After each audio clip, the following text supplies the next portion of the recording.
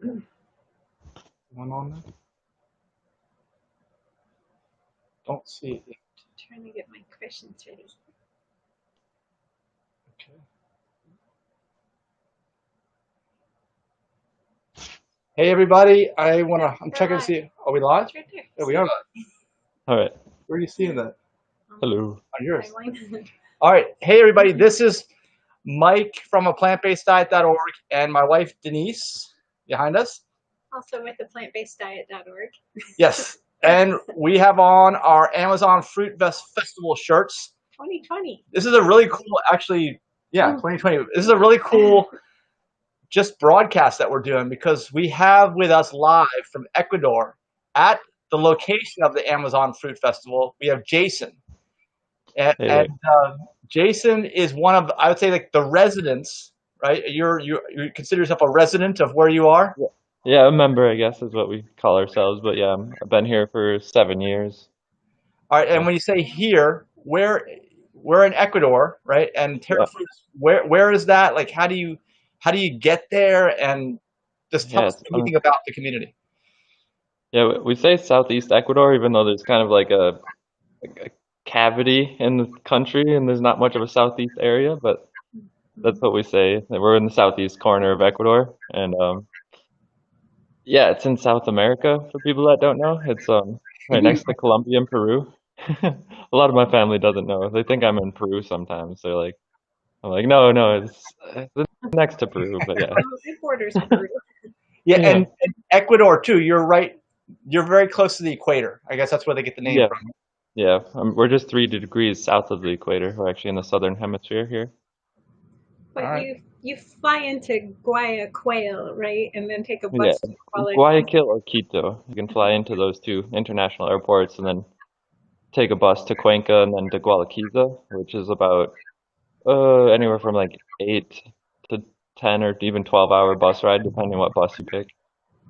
Yes, it's a long ride. I can attest because Denise and I were both there in January, which was an awesome experience, and we're so glad we were able to go. And I just want to let everybody know we are already signed up to go there in 2021. We believe that things will have settled down and return to somewhat normal by then. But so we already signed up, and we're glad we did because all this COVID-19 hit, and I think everybody is not able to have to cancel most of their travel plans. But I think it'll work out. That remains to be seen. But we took the trip, like you're talking about, and I can tell you the bus ride was long. It was an experience, though. I mean, it was interesting. I got some crazy video footage that I put up, and actually I have a whole 3.5-hour video, I think, or 3-hour video that we did on the YouTube channel of the experience. And it's worth it though because you guys are like tucked in an area that's far away from everyone, and to me, I think that's part of the experience.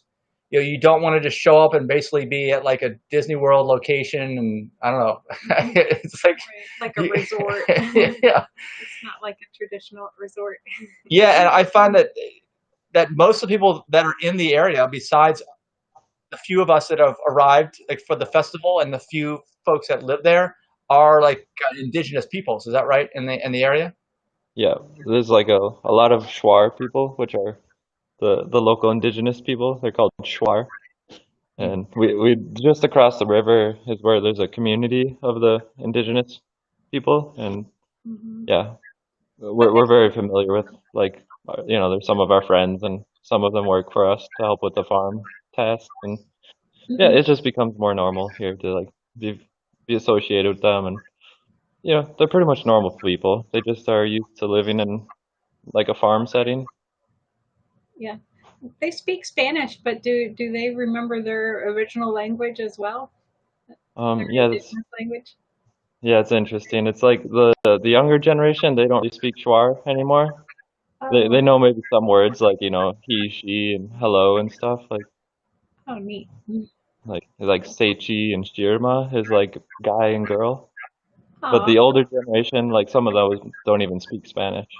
So it's like the grandparents, some of them don't speak much Spanish, and then some of the grandkids, they don't even speak the Shuar language. So it's definitely very quickly going into cell phones and like a modern culture, Google Translate. Yeah. You could translate to Shuar and back.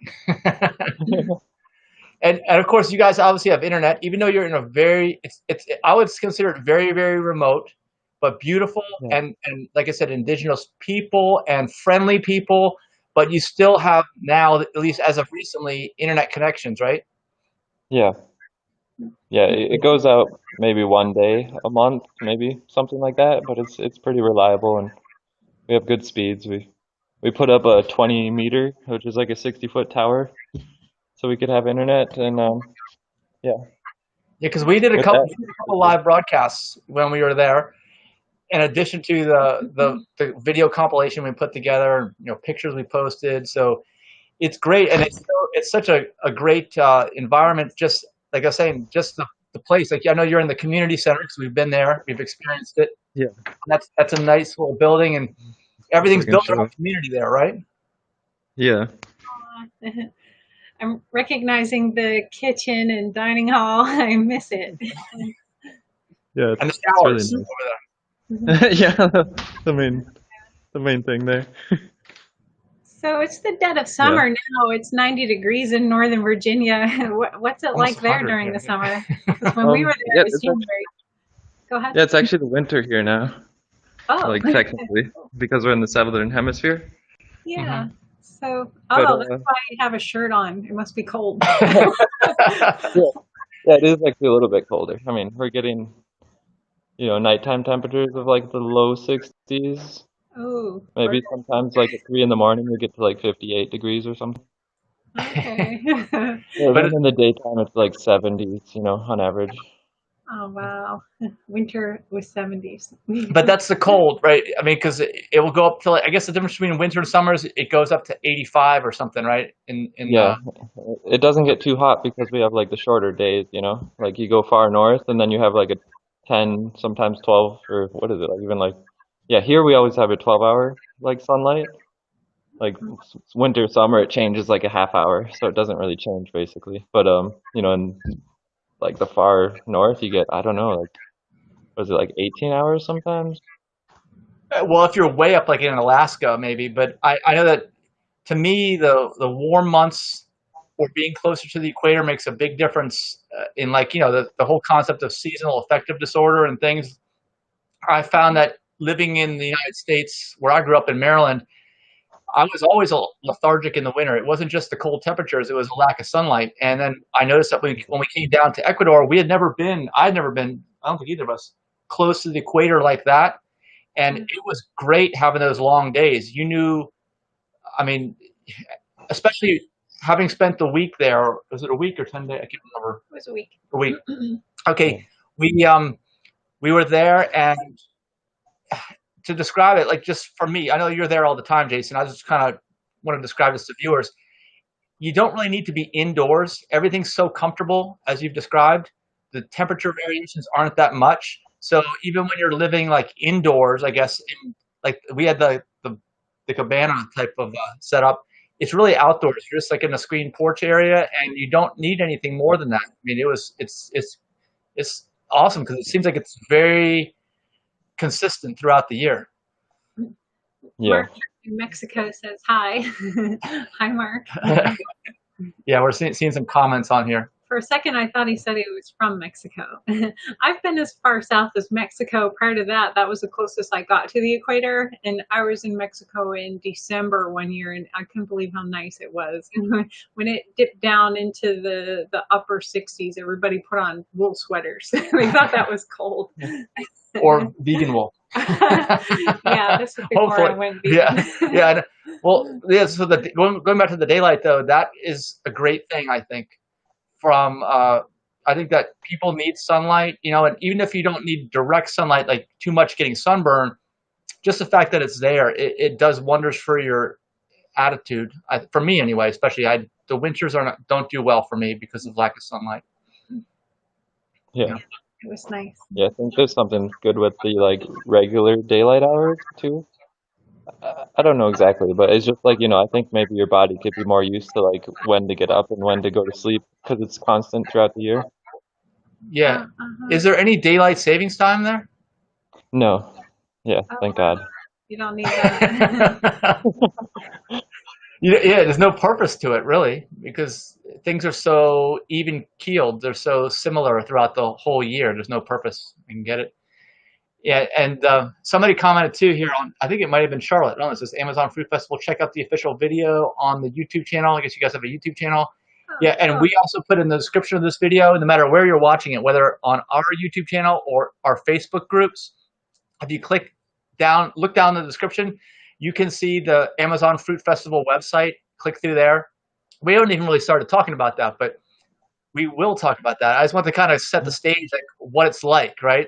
Just Yeah. showing up in this place because it's Yeah, peaceful. we're in the world.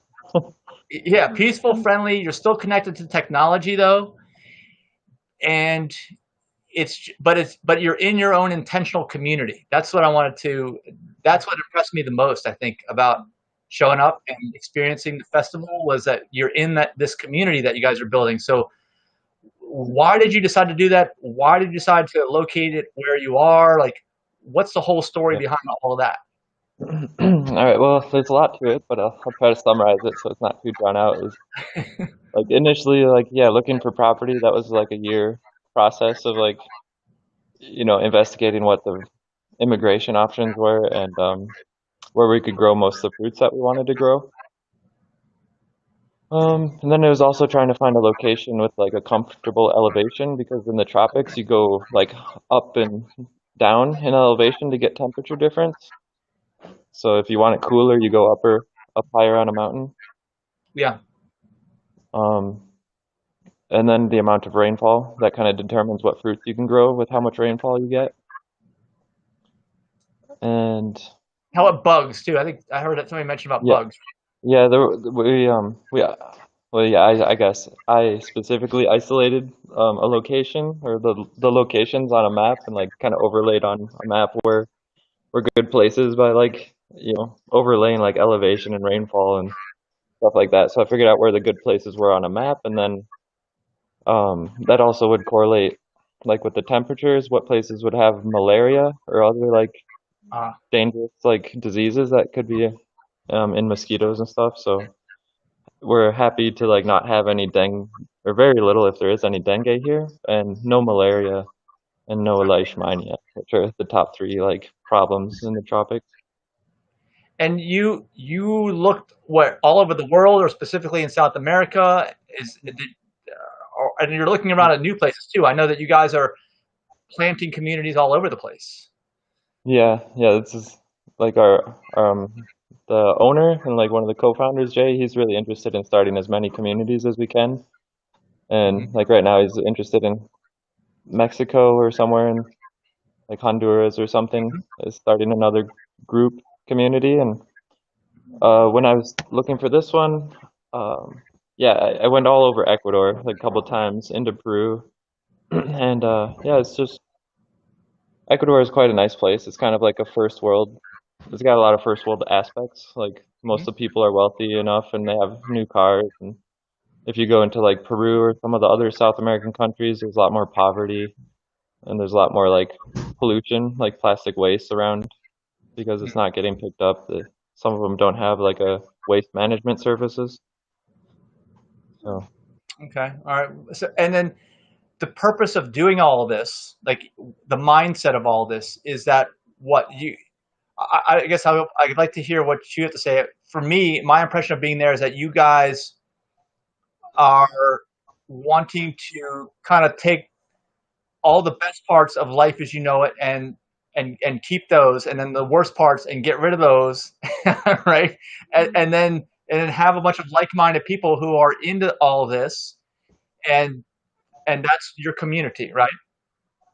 yeah, yeah. And like a big aspect is we want to live with like-minded people, because we don't want to be in an echo chamber, because a lot of people have different opinions here, but we want to live in a place where we don't have like some minor contrasts that make it difficult to live, like where somebody's like frying bacon in the kitchen in the morning, and Yeah, you know stuff like that. Like I used to have an apartment with somebody who wasn't vegan at all, and it was just difficult sometimes for those things. And yeah, so it's a lot nicer to live with people that are, some things are just congruent and going to be the same, like pretty much for the rest of our lives. And then there's still lots of aspects from people coming from different parts of the world world that you're not going to be like living in an echo chamber either. And Right. and then like yeah, there's a big appeal for me to have like a festival based in a situation like this. Like this is in it's like a 300-acre farm, and we're like actively cultivating close to 40 acres. And so we've got what I think is most or pretty much all of the best fruits in the world for the Oh yeah. tropics and some of the subtropics. They're not all fruiting yet, but we've got tons of bananas. Like we're throwing out buckets of bananas a day because we've got too many. Really? You know, yeah, we've got lots of fruits coming in now. We're like jackfruits and Rollinia and lots of papayas and But when you say throwing out, you don't actually mean garbage. You guys recycle like everything there, don't you? yeah, yeah. Yeah, like one of our new people recently said, like after he was here for a couple weeks, he was like, I think this is the most sustainable I've ever been without even trying because, anything food that goes out, it goes in a compost bucket, which then goes into a compost bin or directly onto fruit trees. So it Mhm. just breaks down and feeds into the soil for that fruit tree. Oh, And so yeah, we Yeah. don't feel bad about throwing out stuff. It's just, yeah, it'd be nice if there were more people to eat it sometimes, but that's, yeah. Well, I can tell you from my experience, all the quality of all the food, the fruits especially, was amazing. It was something you really can't get if you're away from the equator, I would think. No, you can't. And The bananas were awesome, and oh yeah, the banana when I saw, cabinet you had. yeah, when I saw those kinds of bananas in Ecuador, I thought I could find these up north. I was like, I remember seeing small bananas. I'm sure I can get them. And then, no way, they're not up here. You can't find that kind of stuff. yeah, Yes, and and the quality is quite different. Like, just when they ship things like halfway across the world, they have to pick them unripe. So when you get to right. eat them, there's a big difference in quality. And they can only harvest varieties that will deal with the traveling too, right? Yeah, So in this and case, usually they have the traveling is about standardized 50 sizes. feet. Yeah. Yeah, Yeah, there's a and then, big thing with like agriculture, like they have to have standardized sizes. So even if there's like a really big like vegetable or fruit somewhere in a field, they can't sell that. They just leave it to rot in the field usually, or it gets Oh, thrown out through the processing factory. So even like the best fruits and the best quality things, they usually don't make it to the store because they need to be the same size. Otherwise, they can't sell them easily and stuff like that. because consistent size. yeah, I understand. I hadn't thought about that. No, you mentioned sustainability earlier, and I mentioned that you guys don't seem to throw anything away. And I would say the same thing that you mentioned for me personally is that I had never lived in such a sustainable way, even for a week. I realized after most of the week was gone that I really only threw away maybe 4 items, and it was all stuff I brought with me. Okay, it was stuff that like I brought it into the equation. Like anything you guys seem to do over there is totally sustainable, and I didn't. I'd never been in a situation where someone is constantly living their lives like that. So I thought that was great. Yeah, Yeah, that thanks. was great. Yeah, There, I mean, there like, was no most of the things. What was that, that Denise? Yeah, I remember that there was no trash can to speak of. And when you look around America, even at the national parks, there's overflowing trash cans located every which way. And it was nice to not see that there at Terra Frutis. Yes, are you there? You're frozen, Jason. Can you hear me still? I can still see you We guys can hear you. actively, but We can hear you. Yep. maybe they'll come back. I don't know. I was just plugging in my phone. Maybe it had an effect on it. Probably.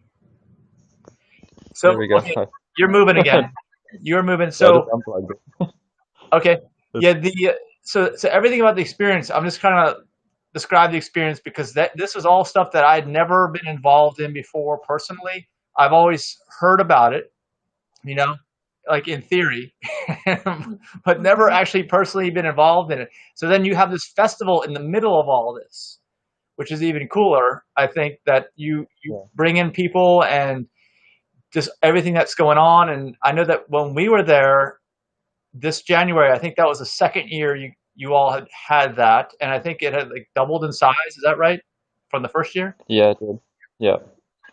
Yeah, we actually had to cut off the sales last year because we didn't want to have too many people. The first year it was just open, it was our first year, nobody really knew about it, and yeah, But then the second year, it was a real success for us. It was nice. I don't know if this hurt your advertising, but in the first year, the photos and descriptions were kind of vague, and it made it sound like it was a nudist colony. So Mike was asking me if I wanted to go, and I was thinking, yeah, sure. And then I was like, no. What if something about nudity on the description, maybe, or that people could be naked, maybe? I don't know. I don't remember, but it gave off that vibe. And I thought, what if it's mandatory that I can't wear clothes there? And so I backed out. And then Mike asked again the second year, and I had to think again really long and hard. I'm like, well, the only way he's going to stop bugging me about this is if I just go. So we decided to go. And I'm glad we did. No, it's not a nudist colony, but clothing isn't mandatory. And Jason, how did you feel about Jay, the founder, doing a lot of photography with you as the supermodel of the place to try to attract people to come to the festival? Yeah, I don't know. I don't know. I guess I feel fine about it. I don't really feel like I don't know. I don't want to feel egotistical that I'm like handsome or something. I just want to you know. So because like a lot of times people are scared to be on footage or video or something. So it's like, yeah, I know that somebody's got to do it. Like I'm making YouTube videos for like 10 years now, and I just kind of like just throw them out there. I'm not too concerned if I look like, bad or if I look good. It's just, someone's got to be a front man. So I'm willing to like be there for that. Yeah. Okay. I don't remember you having a long beard in those first year photos. Did you shave your beard for the first photo shoot? Yeah, I got a small chin, so I don't know. I like to have a beard. Oh. No. Well, I can see why he picked you. You were bright blonde in some of those pictures, and you could tell you had a nice tan on, so very photogenic. So one thing I remember about trying to go to sleep in our cabana was the birds. They almost sounded fake. They were so hilarious. They sounded like monkeys calling.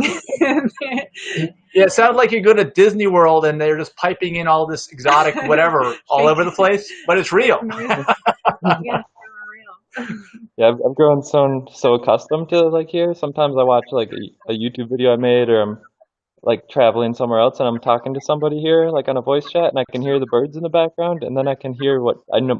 My subconsciousness knows what time of the day it is, because there's even like certain birds at nighttime, like maybe it's an owl or something, like around midnight, it'll make this sound, or 9 o'clock, 11 o'clock, it'll make it sound like whoo, whoo, whoo, whoo, whoo, and it's really like a nighttime sound, like go to sleep. Oh, that's so cute. I don't remember hearing that one. But there were so many. Yeah, there were so many different bird sounds. That was another thing that really stuck in my mind, is that I've never been to a place like that had that kind of variety, and maybe it was just that it was overwhelming with the different sounds that I had never heard before ever.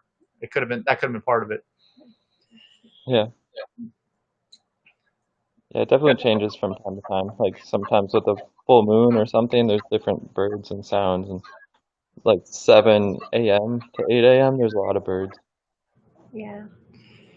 All right. Well, let's also talk about just the fruit festival in general, because that was, in addition to this being the first time we were in Ecuador or that close to the equator, it's also the first fruit festival I had been to. And through our nonprofit, we do veg fests, which are definitely different from fruit fests, because like our festivals are, of course, not in remote exotic locations, for one thing, and we're not growing our own food on site. And the main requirement for our festivals is just no animal products.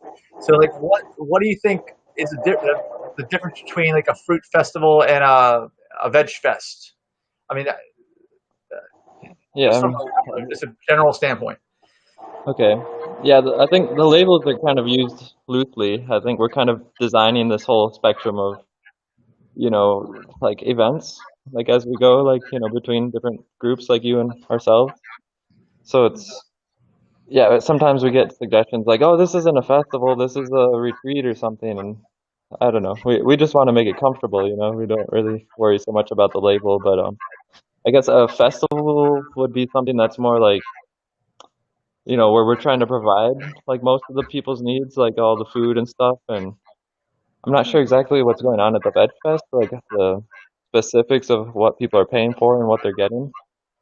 But Right. Yeah, it yeah. sounds more like a bit more like a gathering of like maybe people are bringing something and Yeah, well, actually, it's not. Maybe you're not familiar with the Veg Fest, but they're all different. First of all, the way we run ours is it's just like a single day event, one day, and we don't charge admission for ours for attendees. But we bring all these different exhibitors in, and we bring in presenters. We have like a big, like a main stage area. Sometimes we have music. Sometimes we have electric vehicles. We're just trying to promote like, for people, animals, and our planet is our slogan. Anything that goes along with that. So it's in some ways it's a shopping experience. In some ways it's a learning experience. In some way it's an eating experience. But it's just a one day, like from sunrise to sunset type of an event. You know. yeah. And ours is like 1 to 2 weeks optionally. Yeah. Yeah. It's great. So ours isn't really an overall just experience where you're immersed in it, like with what you've got. You're just totally immersed in that. It's more. A lot of it's more like the vegan cruise that we've been on. It's called the Holistic Holiday at Sea out of Miami, which is a great experience as well. And it's usually like a week to 10 days. However, I can tell you the big differences having been on both. And to me, like I feel like what you guys are doing there is just so like real, because you have a real permanent community there. And I also feel like even though, let's say, our Veg Fest or the Vegan Cruise or whatever other plant-based event might be out there is focused on health, I feel like you guys are really focused on eating optimal quality food, you know, more so than Yeah, as any well of as these like the other whole things. sustainability. Yeah, Because yes. like yeah, I've gone to quite a few festivals. I've gone to like the Costa Rica and the um Woodstock Fruit Festival a few times, and one of the things that bothered me is that like we're bringing all these people and then we're going to a place that's like non-permanent, It's like used for other things the rest of the time. There's workers like grilling at some point, at one of the festivals there's like workers grilling animal products like and the smoke is coming through the Yeah. festival area and Yeah. Mhm. some of those aspects it's like it got to me after I was there and I was like, why don't we just, everybody talks about wanting to have like a fruit community. Let's just like have a fruit community and then have festivals at that community. And yeah, it's actually started to come to fruition, which is really cool.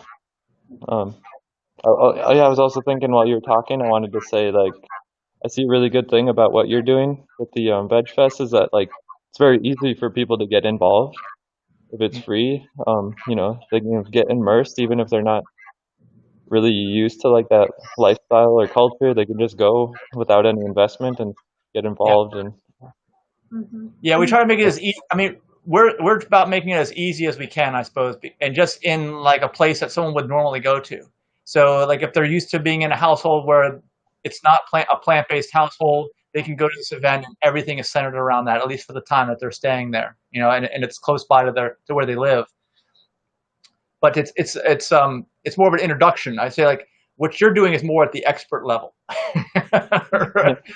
right? yeah, That's we're what. trying to get kind of like right to the end game. Yeah. So that's what impressed me the most, and the fact that you guys are doing it and have been doing it, and that it's growing. Yeah, That's kind of what impressed on me because there's many things about the way traditional society is set up that are just, in my mind, toxic. That'd be the best single word to describe it. And I feel like you guys have done a really good job of removing all of that aspect from traditional society and just leveraging all the tools that you have, meaning the internet and connecting everybody, right? And then the knowledge about how to grow these foods and how to run these communities, and then bringing it all together. And I think what I learned when I was there was that you guys have, in a way, created like a life that you don't want to escape from. You don't need to escape from. If yeah, that makes sense, because I feel like in traditional society, it's like, oh my gosh, when's the work week over? When am I going on vacation? Like that's the goal. Like anything but what I'm doing most of the time. think the Yeah. only downside for me was going back to the office and loving my job less. Because I have one of those high stress, big paycheck jobs that I question its value about ever since I went to Ecuador. Sorry. It was so nice to be at the fruit festival with like-minded, healthy-minded people. And I learned some tips from Jay. I mean, I noticed that he never ate breakfast. He would fast until after lunchtime. And since I started doing that, I lost 7 pounds. I know that doesn't sound like very much, but when you're already at a healthy weight, it's hard to keep going down on the scale. And I could talk to just about any other woman there, and they all had their own tips to share with me about fasting. I mean, where else can you go and get that kind of advice? Certainly not at my office. My coworkers probably think fasting means not eating between bedtime and breakfast at 6 a.m. That's fasting. Yeah, actually, I never started that till you started it either. We just really don't eat until about lunch. Yeah, almost every day. Yeah. Never used to do that. Yeah. I've gotten healthier. Yeah. I think that can help your mind focus too, because like, you know, when you're eating, your more energy is going to your digestive tract. Yeah. And while you're like, you know, you're eating from yesterday and what's in your intestines still in the morning, so you're just focusing more, so your body's focusing more on what you want to focus on in the morning when you're Yeah. not eating. Yeah. My body's focused on healing rather than getting fat. Yeah, and also the stuff that you guys are growing. Is this right? What I'm saying is, it's all organic stuff. Is that right? Yeah.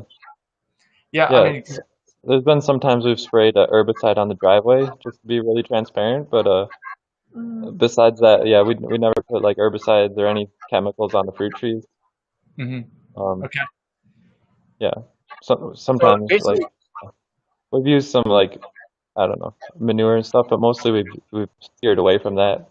Most of the community members are not wanting us to use anything, so we just start going fully natural, which the majority of what we use is chop and drop. We're using like permaculture practices of yes. growing trees and chopping them down and using that mulch and chopping the grass and using that as mulch. And as those break down, it feeds the tree. All right. So over there in Ecuador, Terra Frutis, which is where the fruit festival happens, or the majority of it, is like your initial larger community that you started developing, right? Yes. But there's more. I know we took a bus ride over there, right, to Fruit Haven and the different Yeah. sections you have there. So you're expanding all within a close range over there, and you're just using the similar model at each location, sustainable and community-based living. Yeah. Yeah. Initially, we kind of started Terra Frutis as the first center, and maybe somewhat inaccurately, we had this kind of idea that, you know, a community-based setting would be the best, where people share resources and they share the like ownership of the land, or you know, or they don't even have ownership. But then, yeah, we realized a lot of people want to have their name on a title. They want ownership, and so like we've been converting. We bought this second property over at Fruit Haven with like 5 people, and then we bought the neighboring property with 12 people. The next neighbor with like another 7 people, and yeah, if people can still buy in, if there's like somebody bought a large chunk and they can sell that off in a few pieces.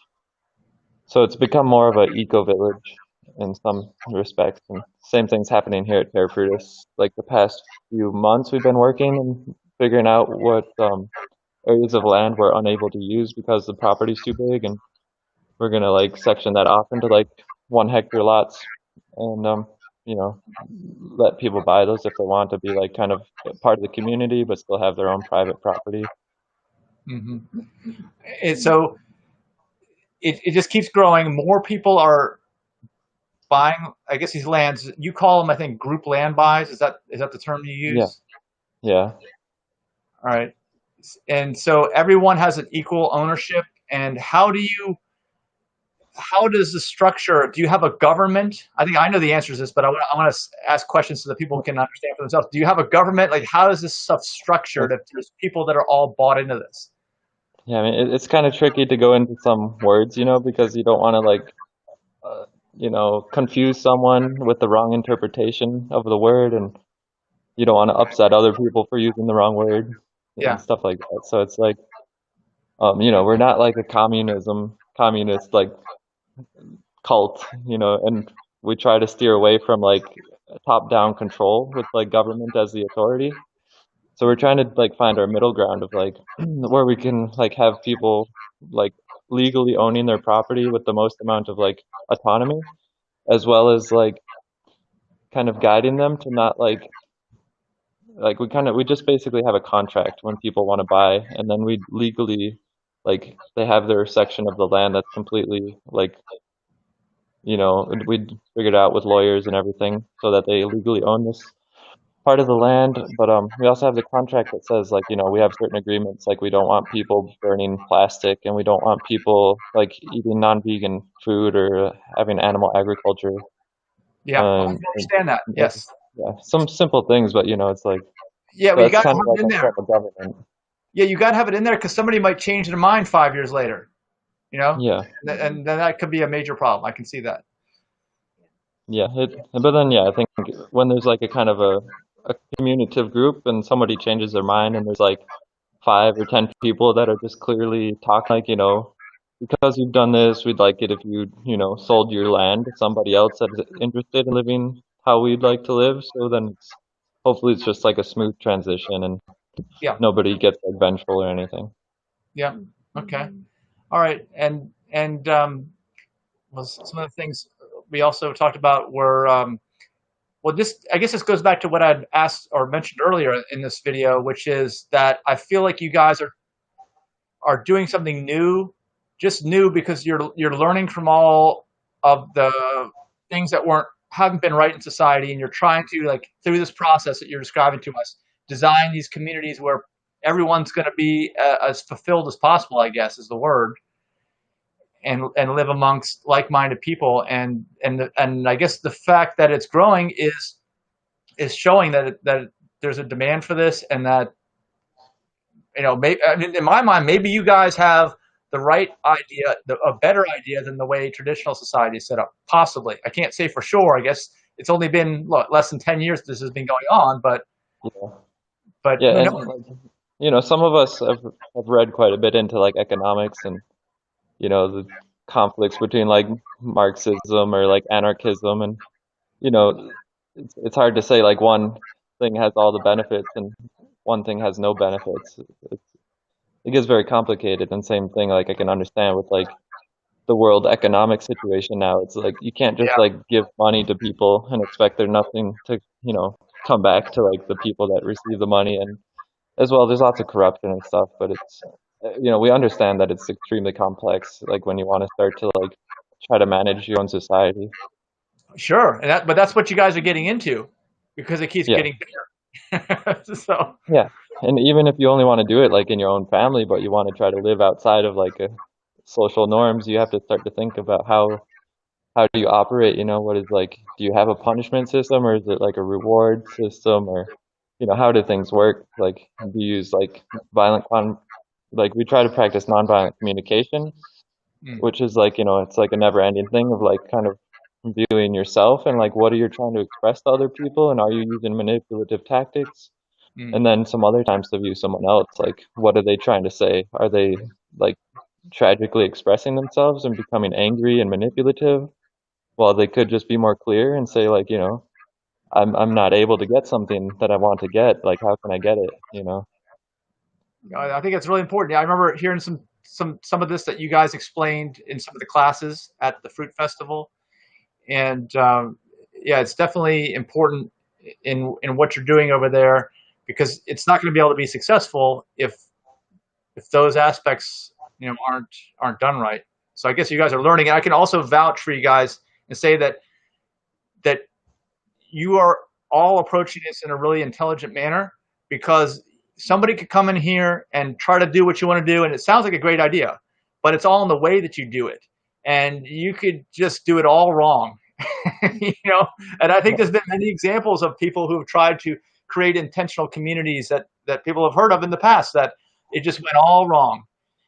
Yeah. So you're doing a great job. That's what that's what we can say, having been there, having been at the Fruit Festival, and knowing that we're signed up again for 2021. I mean, we sign up right away, right? Yeah. so, Yeah.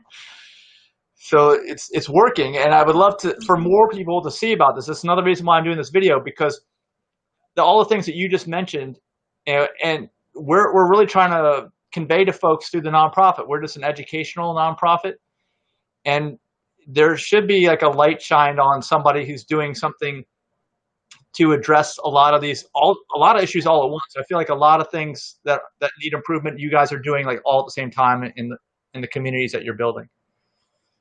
Yeah, I can really relate with that. There's some deep level that's hard for me to explain. Like a lot of times I find when there's like problems, no matter what the problems are, the solution is just basically focusing on some basic solutions. Like, like right now we have the problems with the coronavirus and like the economic crisis and, maybe some other things like corruption and then whatever people want to say, like social inequality or something.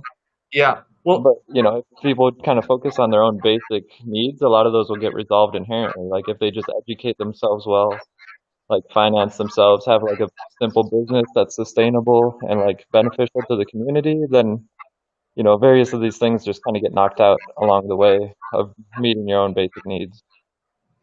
okay, Mm-hmm. I agree with that. Well, let me ask you, since I haven't been there since January, neither of us have, and obviously, like you pointed out, the world's been through turmoil since then. How have things, I'm just curious, been in Terra Frutis and Fruit Haven in the middle of all this chaos that's been happening Yeah. throughout most of the But world? first, I'd like to like preface that Ecuador has probably been one of the most extreme responses, like with this kind of like we had like a month earlier than most people, similar to Italy and Spain, I believe. Like they had it kind of first before America, and so did Okay. Ecuador. But Ecuador was just like strict lockdown right away. So we had 3 months of like quite a strict lockdown, and still we're just barely getting out of it now with like reopening of public transportation and some things. And probably by the end of the month it'll be pretty much back to normal. But it's just interesting. So like, we've had kind of like one of the most extreme situations nationally of like how the government reacted to the crisis. And but then like on a really local level, as far as like our neighborhood and our farm and our community, we've had very little effects, because we have so much of our own things going on. We have food growing in our yard or our property. It's so basically like there's maybe 2 weeks where we had a little bit more difficulty buying like veggies and some things that we buy from the market. And other than that, it's just been more difficult to get transport around. But besides that, we're doing fine internally. Okay. Cool. So yeah, I want to point out the transport, like you said. I wasn't familiar with this, but cabs. I guess they're cabs, right? They call them Yeah, around there. taxis, yeah, Like everybody takes those, right? It's very inexpensive and yeah. they're reliable. I guess there just wasn't as many of them because I'm guessing because of the lockdown, right? They couldn't all. Yeah, they like restricted the plates. Like certain plates could drive certain days. They do It that. gets very, yeah, it's very like I don't know. It doesn't prevent the coronavirus. It just like prevents people from doing economics and like buying and trading and working. And I don't know. I'm skeptical of a lot of the actions that are taken during this whole thing, but Well, if you had disconnected the internet during these last few months, and you didn't leave Terra Frutis, would you even know anything like this was going on? basically I would notice that people were wearing masks and I'd ask why, and then I'd probably find out. Like sometimes the taxis come, like, and yeah, I'd like to refer to the taxis though. It's like the taxis are really cheap. Usually you pay like $2 to $10 to go like 10 to 30 minute drive, so it's really cheap. Well, like you And said. it's after getting a taxi ride for like the past many years, it's like I much prefer to get driven than to like have to drive myself. Yeah. And the roads aren't the best quality, so those vehicles are taking a Yeah, beating. But yeah, they are. it's part of the experience, though. I mean, I really like the whole thing. I like that we're in a time now where you can kind of get into a geographically isolated area where you are, but an area, even though it's geographically isolated, it has major benefits to this lifestyle of permaculture and intentional communities, and at the same time, you know, uh, you're still connected to the world, and you still are bringing people in. That's the thing, and part of this, I think, part of the equation on this is it seems to me that it's incredibly inexpensive to have this type of a lifestyle. Is that right in saying that? Yeah, it is. Yeah, like just like our typical like expenses, like for somebody that wants to come and join the community, like not the festival. The festival time is, it's more high price because we try to give people like some luxuries and all the food and all this Yeah, stuff. all you can eat. But Yeah, just it's good. typically, if somebody wants to come and rent, they can pay like $150 a month, and they get like their own little bungalow and access from the food from the land, and you know, and that's way cheaper. Like to have internet and electric, and even some free food for $150 a month. That's compared to like what I used to pay for rent in the States. That's much cheaper. Sure, that won't even pay for utilities in most places. You know, Yeah. $150 a month. Yeah, it's very inexpensive. And one thing though that I that also struck me about your community and the way you have it set up is it seemed to me that you don't want people to go there that are kind of, even though, well, the laws, it seems to me the laws in Ecuador pretty much legalize anything or most everything I see compared to the United States. But you don't want people to go there and just be high all the time. No, yeah, we actually like really dislike anyone to smoke weed or even using raw drugs. Like, that's kind of been the conversational borderline. Like, what if, people eat marijuana raw or like, Hmm. take like a raw hallucinogenic like a mushroom from time to time. And yeah, if it's like from time to time, it's not going to be like we're not going to kick the person out. Yeah, But if it's more than a few times a year, we're going to have to like talk to them about it and why it's becoming like a habit. Why are they relying on that for something? Because yeah, historically people have smoked weed here, and it just leads to people being very lazy and messy and dirty, and it's just not a good way to live in a community. So yeah, oh, I can see. Yeah, I thought that was. I didn't know any of this until we showed up and we're listening to your talks and things. So I find also that that's a really interesting way to do things. I think probably the best way, because it seems like, stuff's okay. Like you said, every once in a long while, that's fine. But if it's all the time, to me, on a intellectual level, it's like something's not right. Whatever we've done here isn't set up in a way that people are okay. So they gotta escape from reality all the time. you know, yeah, that's counterproductive because we're trying to get away from that model, right? yeah, we want to enjoy like our reality, not like escape it. And, Yeah. Yeah, so that to me, that whole concept was very interesting. I've never really heard or seen of anyone actually doing that, you know. So that to me is a really good thing. I think to me that's the way of the future, if you ask me. I feel like yeah, society has been stuck in a period of time now where people need to literally take, mind altering substances on a daily basis of many types just to yeah. make it through their life. And Yeah, and then I'm not even talking about. pharmaceutical, like antidepressants are really, accepted, and those are just the same thing, but just a different category of like mind-altering substances. Yeah. So, I mean, I think that anyone, if they can imagine a lifestyle or a community where things are done in a way that they can, really enjoy their life all the time, they would love to not have to take these things, not choose to take these things. And I think for most people, and this is another reason why I'm doing this video, they can't even imagine a situation like that. They've never seen it. They never thought it was possible. A lot of these habits have been passed down over the past few generations of people. So part of doing this video is to tell people that there is a place like this. And if this whole idea intrigues you, that my recommendation is go to the fruit festival or look into, I guess an ownership stake or whatever you call it here in the properties that you guys have available. And check it out. Yeah, like we've just been going through it. We're not certain, but it's going to be like, I don't know, around or a little bit less than $20,000 to buy a hectare of land, like up That's what it is.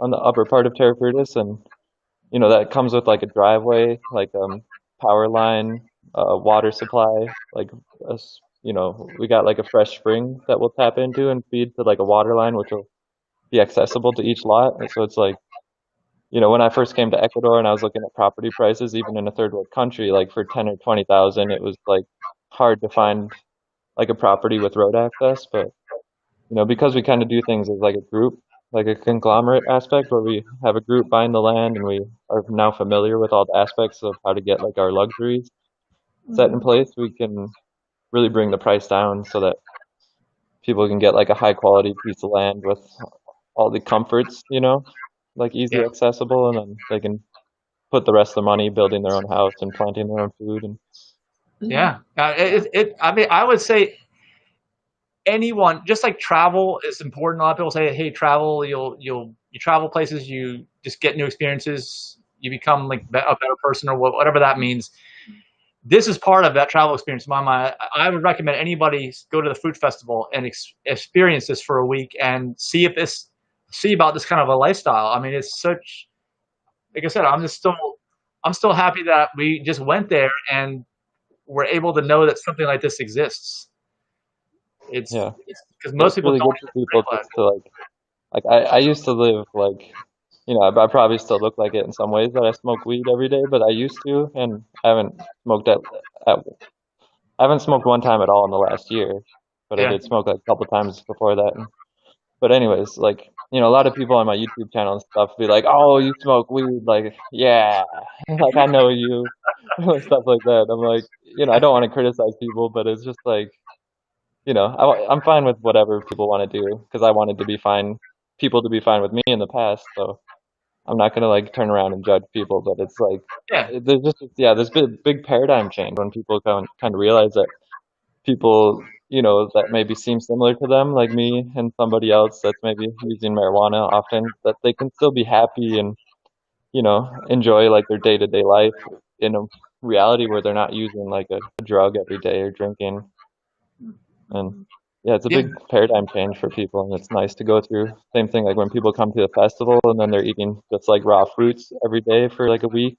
yeah. You know, there's going to be a lot of health benefits to get from that, Oh, and yeah. it's a lot easier when you're in an environment of everyone else. Yeah, Well, go ahead. Denise had that. Yeah, I wanted her to mention in this video. You probably already know, Jason, or maybe you don't. But Yeah, I've had acid reflux disease for about the past 10 years, and after going to the fruit festival, within about 3 days, I noticed I didn't have reflux anymore at all. I never took my acid reflux medication when I was there. And it could be in part due to the fact that there was no coffee or tea, no caffeine. I don't know, but or the enzyme. I think the oh live yeah, the enzymes in the, live enzymes yeah, that's helps. Yeah, something Yeah. from the fresh local fruit. Yeah, I Hmm. think that Yeah, we don't get that. apparently I'm deficient in enzymes because my acid didn't bother me at all when I was there.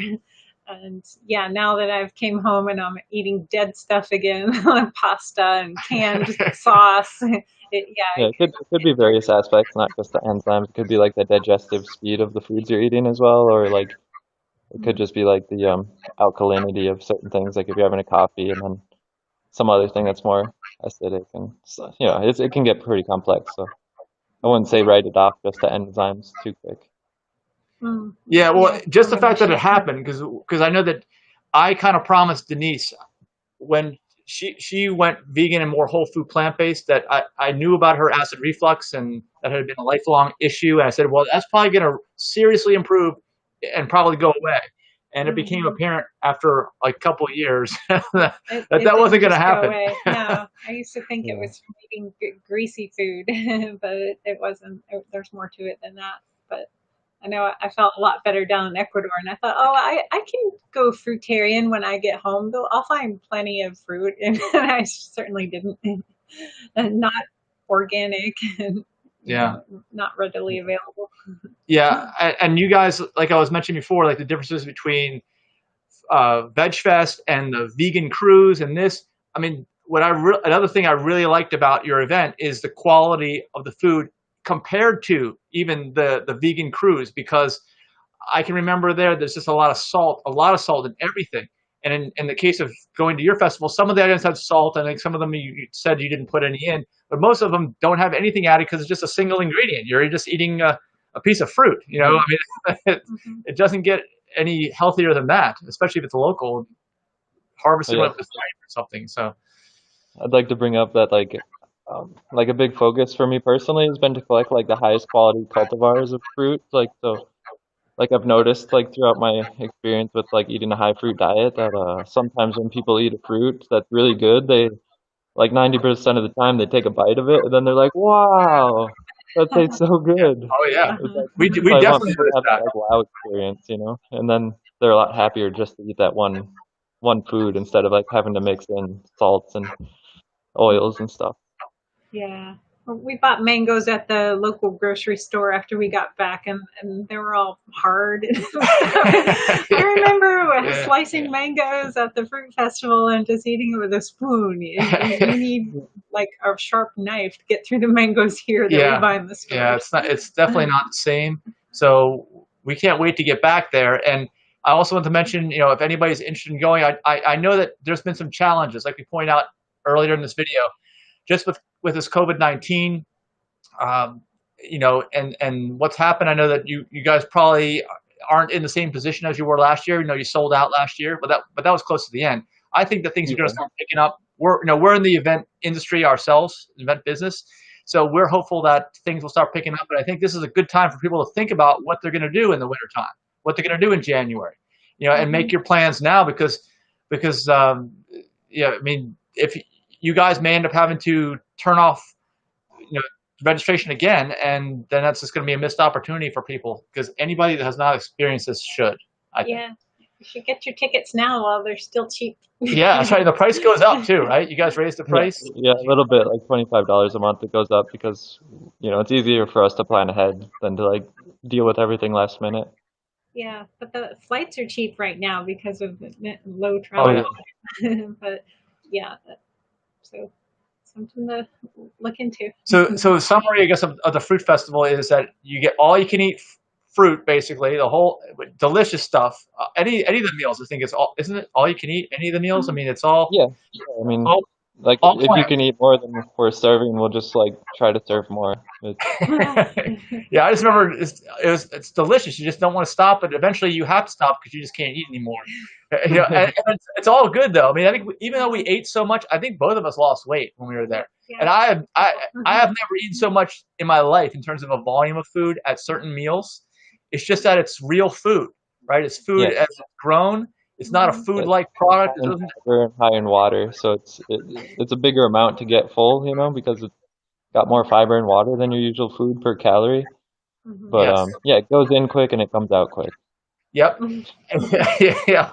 And then I want to mention that you guys have classes and activities planned for the whole week. That's part of it. So, and we even saw a movie, I think, when we were there. And you guys have a hot tub, I think, in your. We didn't use the hot tub, but we know it was there in the community center.